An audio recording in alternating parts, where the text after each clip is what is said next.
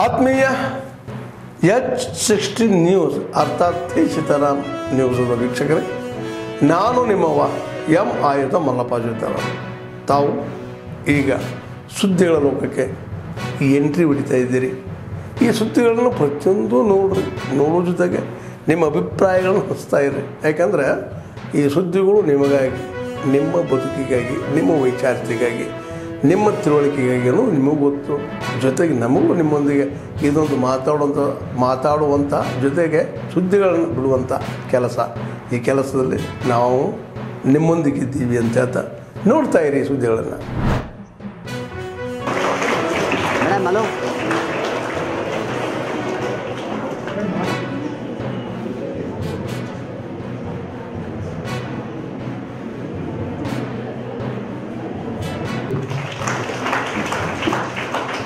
ನೇ ವರ್ಷದ ವಿಶ್ವ ಪ್ರವಾಸೋದ್ಯಮ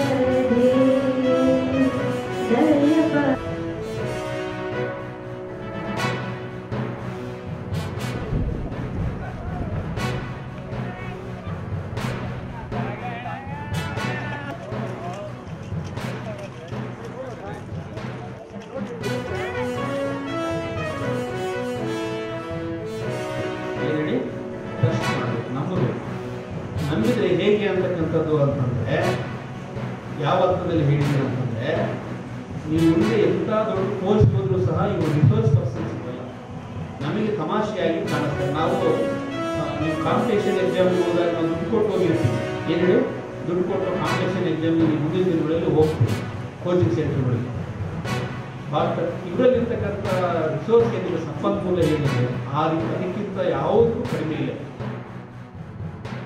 ಬೆಂಗಳೂರಿಗೆ ತೂಗುವಳತೆಯಲ್ಲಿ ಇದೆ, 75 ಕಿಲೋಮೀಟರ್ ಇದೆ. ಸೊ ಇದು ನಮ್ಮ ರೂಪಾಯಿ ಮಾಡಲಿನ ಪ್ರವಾಸೋದ್ಯಮ ಉತ್ತೇಜನ ಆಗುತ್ತೆ. ಇಲ್ಲಿನ ಜನಗಳಿಗೆ ತುಂಬ ಅನುಕೂಲ ಆಗುತ್ತೆ. ನಾವು ಕೂಡ ಒನ್ ಸ್ಟೇಟ್ ಮೆನಿ ವರ್ಡ್ ಅನ್ನೋದಂದರೆ ಒಂದು ರಾಜ್ಯ ಹಲವು ಜಗತ್ತು ಅಂತೆ. ಸೊ ಹಾಗಾದರೆ ನಾವೇ ಕನ್ನಬಾರದು, ಒಂದು ಜಿಲ್ಲೆ ಒಂದು ತುಮಕೂರು ಅಂತ ಯಾಕೆ ಹೇಳಬಾರದು? ಸೊ ಹಾಗಾಗಿಬಿಟ್ಟು ಇಲ್ಲಿ ನಮ್ಮ ಇಲ್ಲಿಂದ ಕಲ್ಪತರು ನಾಡು ಅಂತ ಹೆಸರುವಾಸಿದಂಥ ನಾಡು ಆಗಿದೆ. ಸೊ ವಿಶೇಷವಾಗಿ ಇಲ್ಲಿ ನಾವು ಇದು ಮಾಡಿದ್ರೆ ನಮಗೆ ತುಂಬ ಅನುಕೂಲ ಆಗುತ್ತೆ. ಸ್ನೇಹಿತರೆ, ಗುರುವಾರ ಸಂಜೆಯ ಅಪ್ಡೇಟ್. ಇಂದು ಬೆಳಿಗ್ಗೆಯಿಂದಾನೇ ನಿರಂತರವಾಗಿ ಬೇರೆ ಯಾವುದೇ ದಿನಕ್ಕಿಂತ ಹೆಚ್ಚು ಸಂಖ್ಯೆಯಲ್ಲಿ ಜನ ಬಂದಿದ್ದಾರೆ. ಧರ್ಮದರ್ಶನ ಅಂತೂ ಫುಲ್ ಇತ್ತು. ಅದರ ಜೊತೆಗೆ 300 ರೂಪಾಯಿ ಸಾಲು, 1000 ರೂಪಾಯಿ ಸಾಲು ಕೂಡ ಸಂಪೂರ್ಣ ಭರ್ತಿಯಾಗಿ ರೋಡಲ್ಲೂ ಜನ ನಿಲ್ಲುವಂತಹದ್ದು ಇವತ್ತು ಕಂಡಿದ್ದೇವೆ. ನಾಳೆ ಶುಕ್ರವಾರ ಇದಕ್ಕಿಂತೂ ಹೆಚ್ಚು ಜನ ಬರ್ತಾರೆ. ಬಹುಶಃ ನಾಳೆ 3 ಲಕ್ಷ ಜನ ಬರ್ಬೋದು. ಅದೇ ರೀತಿಯಲ್ಲಿ ಶನಿವಾರ, ಭಾನುವಾರ ಕೂಡ, ಸೋಮವಾರ ಇನ್ನೂ ಹೆಚ್ಚಾಗುತ್ತೆ. ಹಾಗಾಗಿ ನಾಳೆಯಿಂದ ತಾವು ಬರ್ತಕ್ಕಂಥವರು ಕನಿಷ್ಠ ದರ್ಶನ 4-5 ಗಂಟೆ ಅಥವಾ ಅದಕ್ಕಿಂತ ಹೆಚ್ಚು ಸಮಯ ಆಗುತ್ತೆ ಅನ್ನೋದನ್ನ ಅರ್ಥ ಮಾಡಿಕೊಂಡು ಅದಕ್ಕೆ ತಕ್ಕ ಹಾಗೆ ಪ್ಲಾನ್ ಮಾಡಿಕೊಂಡು ಬರಬೇಕು.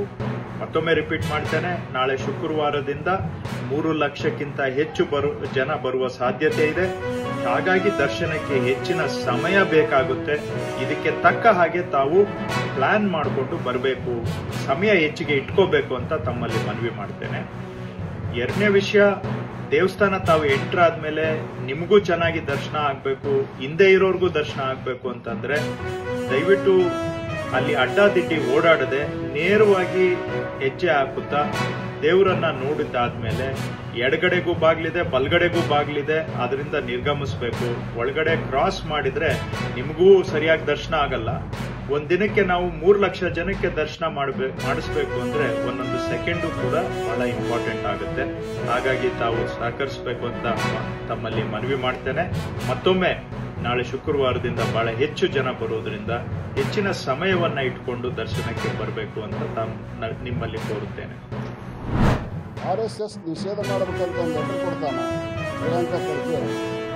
ತಕ್ಷಣವೇ ಅದಕ್ಕೆ ತೀವ್ರ ಕ್ರಮ ತೆಗೆದುಕೊಳ್ಳಲು ಅಂತ ಮಾನ್ಯ ಮುಖ್ಯಮಂತ್ರಿಗಳು ಬರದ ಅಧಿಕಾರಿಗಳು ಕಳಿಸ್ತಾರೆ. ಇದನ್ನು ನೋ ಸೆಕೆಂಡ್, ಇದನ್ನು ನೋ ಟೈಮ್, ಎಷ್ಟು ಸ್ಪೀಡ್ ಐತೆ ಅನ್ನೋದಕ್ಕೆ ಇದು ಒಂದು ಉದಾಹರಣೆ. ಗೌರ್ಮೆಂಟ್ ಕೆಲವು ವಿಷಯದೊಳಗೆ ಕೇವಲ ಅಲ್ಪಸಂಖ್ಯಾತರ ಮತದ ಓಲೈಕೆಯ ಸಲುವಾಗಿ ಹಲವಾರು ಕ್ರಮಗಳನ್ನು ಮಾನ್ಯ ಮುಖ್ಯಮಂತ್ರಿ ಸಿದ್ದರಾಮಯ್ಯನವರು ತೆಗೆದುಕೊಂಡಿದ್ದು ಈ ರಾಜ್ಯದ ಜನತೆ ಕಂಡಾಗ.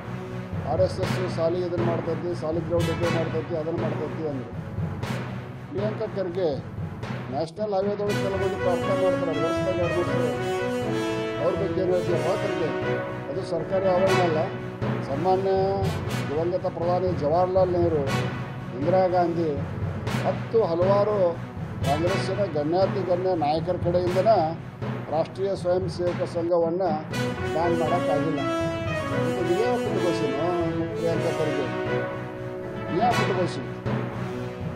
ನಿಮ್ಮಪ್ಪ ಅಧಿಕಾರದಾಗಂತ ರಾಷ್ಟ್ರೀಯ ಸ್ವಯಂ ಸೇವಕ ಸಂಘದ ಬಗ್ಗೆ ಬಾಯಿಗೆ ಬಂದಂಗೆ ಮಾತಾಡ್ತೀವಿ. ಇನ್ನು 2.5 ವರ್ಷ ಅದೇ ಹಿಂದೂಗಳು, ಹಿಂದೂ ಸಂಘಟನೆಗಳು ನಿನಗೆ ನಿಮ್ಮಪ್ಪಗೆ ಕೂಡ ಪಾಠ ಕಲಿಸ್ತಾವೆ. ಅಧಿಕಾರ ಐತೆ ಅಂತ ಬಾಯಿಗೆ ಬಂದಂಗೆ ಮಾತಾಡೋಕ್ಕೆ ಹೋಗಬಾರ್ದು. ಏನು ಮಾಡುತ್ತೆ ರಾಷ್ಟ್ರೀಯ ಸ್ವಯಂ ಸೇವಕ ಸಂಘ? ಇಂಥ ಸಂಘಟನೆ ವಿರುದ್ಧ ಏನು ಅಪಸ್ವರ ಎತ್ತೀರ. ಈ ಸೂರ್ಯನ ನೋಡಿ ಉಗಳಕ್ಕೆ ಹೋದಂಗೆ, ಸೂರ್ಯನ ನೋಡಿ ನಾವು ಉಗಳಕ್ಕೆ ಹೋದ್ರೆ ನನ್ನ ಒತ್ತಿ ಮೇಲೆ ಬೀಳ್ತದೆ.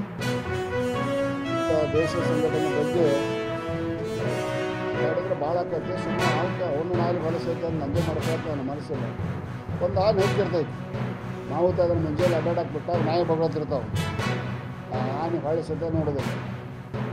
ಹಂಗೆ ಪ್ರಿಯಾಂಕಾ ಖರ್ಗೆ ಬಾಳೆ ಐತಿ ಅನ್ನುವಂಥ ಮಾತನ್ನು ಹೇಳ್ತಾ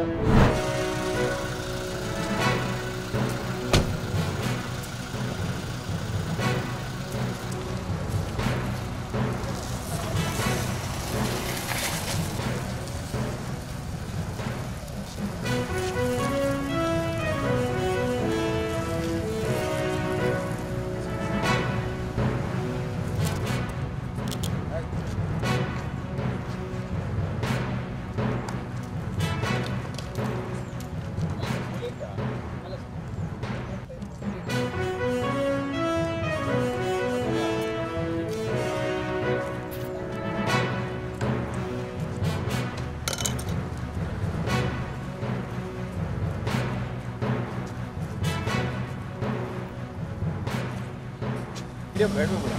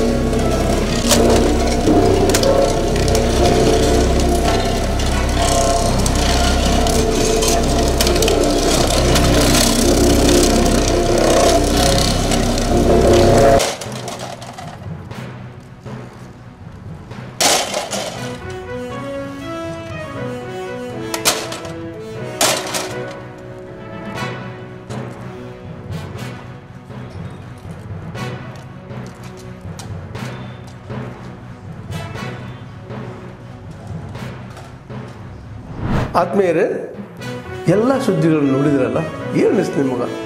ಇದರಲ್ಲೇ ನಿಮ್ಗೆ ಲೈಕ್ ಆಗಿರ್ಬೋದು, ಡಿಸ್ಲೈಕು ಆಗಿರ್ಬೋದು, ಕಾಮೆಂಟ್ ಬೇಡಪ್ಪ ಅಂತೂ ಅನಿಸಿರ್ಬೋದು, ಕಾಮೆಂಟ್ ಮಾಡಬೇಕಪ್ಪ ಅನಿಸ್ಬೋದು, ಶೇರ್ ಮಾಡಬಾರ್ದಪ್ಪ ಅನಿಸಿರ್ಬೋದು, ಅದು ಮಾಡಬೇಕು ಅನಿಸಿರ್ಬೋದು.